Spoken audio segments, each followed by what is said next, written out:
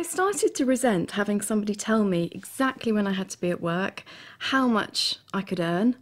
I was desperate to do something for myself. I sat back, last year and thought, what if? And I then realised, what if I was made redundant? Answer, I'd have no money, have no house, had to sell my car, I wouldn't have anything. I was always in the office for 7:30, very latest 8, because that's when you got work done before everybody arrived, and usually, if not the last to leave, one of the last to leave. I think his words went something like this: Peter, look, he said, if you put as much as you can into a pension fund until you're 65 and you're prepared to live a bit quietly, you'll be all right. Now, that wasn't quite the plan that we had in mind. Living a bit quietly didn't go down all that well. So we were left scratching our heads and totally wondering what to do. Well, I began working in local government in 2005, and I was led to believe when I first joined local government there was this kind of feeling that you get good pensions because you're working in local government, and you've got a job for life because you're in local government. Well, actually, the reality is that as we've gone through the last 2 to 3 years, I've found that actually, no, your job is possibly not for life. You don't actually know it's going to end at a particular point, but I just get this feeling that there's a talk of, you could be redundant at any point. Work was always first. That was the top on my agenda, to make sure that everything else fit into place as far as the family were concerned. But I suppose the more involved I got and the more accomplished I got in the business, I realised that the balance was wrong, and I wanted to spend more time with my girls. I'm a solicitor by profession, so I was working in a law firm and I was dealing with family law. I was in debt and I needed extra money. I didn't know any different. I was still doing my PhD and I was going around in circles, and I saw this as a way out. Mary had a very good job with an independent schools organisation, and she was sort of Deputy General Secretary. And I was running my own business within Dale Carnegie. Now, we got married to actually spend time with each other. And when you're working 60, 70, 80 hours a week, as we were, well, I certainly was, there's no fun left. You get together and you're completely shattered. I was a hospital doctor in the NHS. I thought that it would be great. I'd be helping people with their health problems, and I'd have all the time to actually, go full circle. I don't know if that makes sense, but really get into the root of someone's problem, really feel like I'd help them, send them off on their way, and then, help the next person. I didn't imagine that there'd just be so many constraints. I was in a job that I wasn't enjoying, and I did have a lot of the debt from travelling building up. And it was always in my back of my mind, how could I pay for all of this? And also, in the front of my mind, how could I keep on travelling? When I saw the opportunity and the flexibility and the ability to work at something now that would then give me the time and the freedom, for me, that was just a big moment for me. I remember it as if it was yesterday, just thinking there is a way. I saw a way to generate an income. I thought it was possible. I thought it seemed simple, which excited me as well, because I'm a simple guy. I just saw something that I thought, well, even if it just brings in a bit of extra money, then that's still going to help. And then gradually, as I got more and more into the business, my vision, if you like, started to expand, and I could see more and more. And after a few months of starting to build my business, I could see that actually this could be a definite way out of the day job and not just extra money. I wanted something that would allow me to be at home, but still to be able to earn a decent income. And I never really wanted to be spending my money on childcare when I wanted to be looking after them myself anyway. I wanted my own house. I'd lived in rented accommodation or accommodation that went with the job all my life. And for me, I wanted my own house. I wanted my own house. I wanted to educate my children. I wanted the kind of life that other people were having. And I felt very often I was like on the outside looking in and thinking, how can I have that?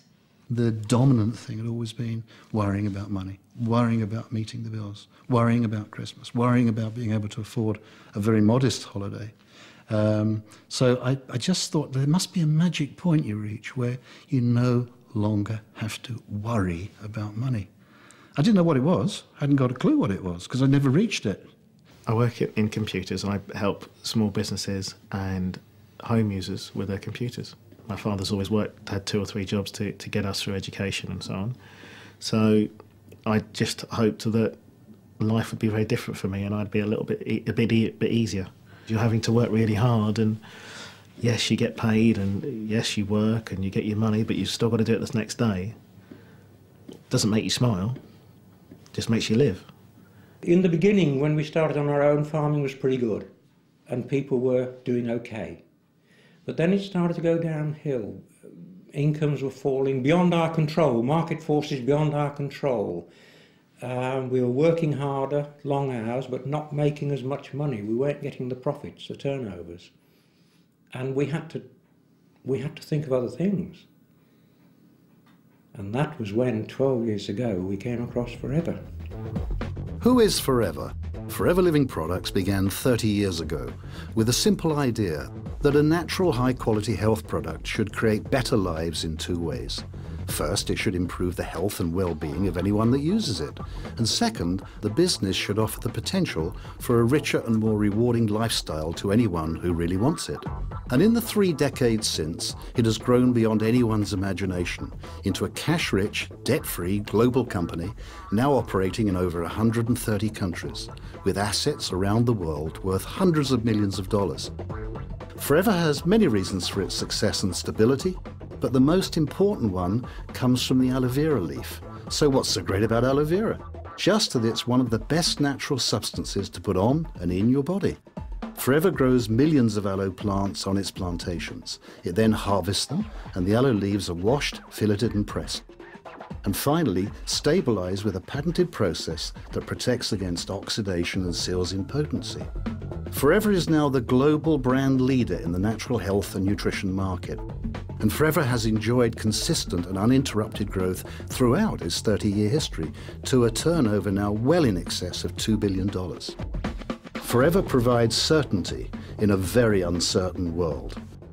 Within 6 months, the model was started to work for us, and we could see that it would work for us if we put that little bit more time in. So Mary had left work, her job, within literally weeks, because we could actually see it working, and it really was starting to work.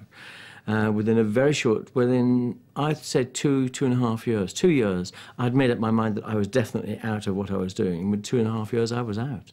And this is what we do now, and it's fantastic, and we have a lifestyle. That is such a fantastic feeling, to know that you've paid off your debt and you can start investing. I've got a real passion now to build a solid, stable income, to know that I can provide for a family in the future and for what their needs, because we never know what's around the corner. And having met so many people and colleagues that work within the company who've had to do it in retrospect, I'm kind of really pleased that I found the business in my 20s and that I can build towards the future. I dreamt of being able to jump on the plane when I wanted to, and last year I was able to take 10 weeks holiday because I wanted to. This year I think I've had about 6 holidays, and I'm toying with going skiing, and I'm ringing up, I want to learn how to cross ski. And I rang up Bulgaria yesterday, and he was saying, I don't know if this is going to be enough snow, I'm not sure. And I said, well, I'll ring you on the 20th. He said, well, flight's getting expensive. And you know what? I don't care.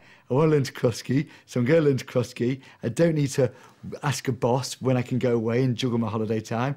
I'll ring on the 20th, there's snow there, I'll jump on the plane the next day and go and learn to cross ski, because I can. What started off to be a secondary income stream alongside the farm soon became the first income stream, which enabled us to retire from farming, not because we had to, because we wanted to, and then put more effort into this Forever business.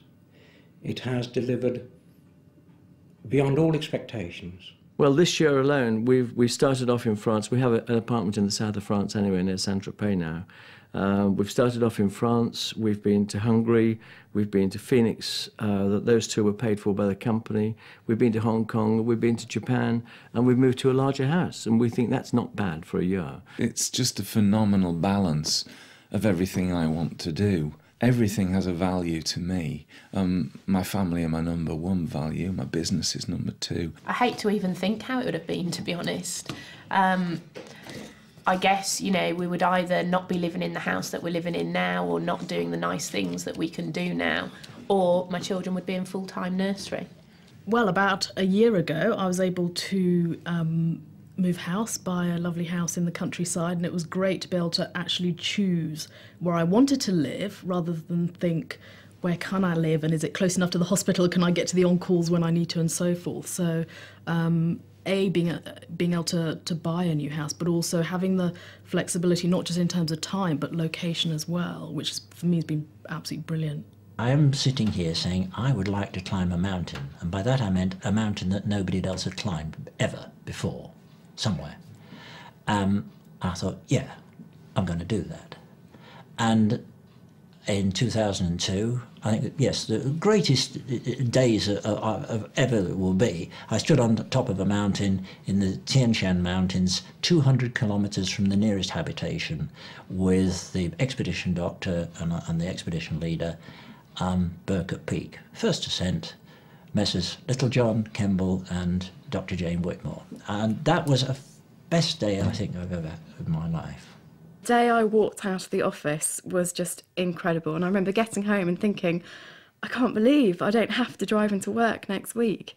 And I mean, obviously it's, you know, building your business, it's not easy, and it's not something, suddenly my life isn't just about sitting around on the sofa, but I love having the time to choose when I want to work, who I want to work with, and just having the flexibility to not have to leave my house at 8 o'clock in the morning, bang on when millions of other people are leaving. You know, I can do it at 9:30 when it's more civilised and there isn't lots of traffic.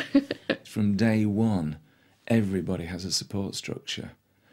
You're not just given a piece of paper and told this is what I expect you to do. There is somebody there holding your hand and showing you what to do. In fact, to somebody who is new to the business and worried whether they can do it, I say, I'm going to be like your driving instructor. I'm going to give you a set of keys, I'm going to sit by you. How long does it take you to pass your driving test? Is it 10 lessons, 15, 20, 30? As long as it takes. First of all, what we're doing is experiencing and then recommending. That's what we do, and that's something that everyone does. Everyone on a daily basis does anyway. So you don't need any particular background or qualification to be able to do that. But the second thing that I would say is that the support and training system within Forever is such that anyone from any background can get involved and become extremely successful within the business. And I never believed it, you know, for one moment in those early days, that all that we have here would be, you know, a reality. I wake up in a home which we had designed and we had built, with no compromise. That was the thing. Most of my life had been a compromise. I compromised the car I drove, I compromised the food I ate, I compromised the clothes I wore. And suddenly we could build a home without compromise. It was the stuff of dreams. That's what we built it on, the stuff of dreams. For me, to be able to work underneath the umbrella of such a stable company that offers that opportunity for £200 or £300 a month, £1,000 a month, £2,000 or £3,000 a month, and way beyond to the six-figure incomes plus, with no worry, no fear that tomorrow it may be gone, it may not be here. You know, as I say, that gives me tremendous peace of mind. Believe it or not, people turn around to me and say, you're smiling. And before I wasn't. I'd say have a really long think about what you want in the future. And if you are certain that what you're doing at the moment can definitely bring you all of that, then brilliant. But if you think, actually, I don't know whether what I'm doing at the moment could realistically bring me everything I want in the future, then I'd suggest you need to look at something else. And this business has worked for so many people from so many backgrounds that I think you have to think, why will it not work for you? If it can work for all these other people, why can't it work for you? Call us to find out more and see if there might be something here for you.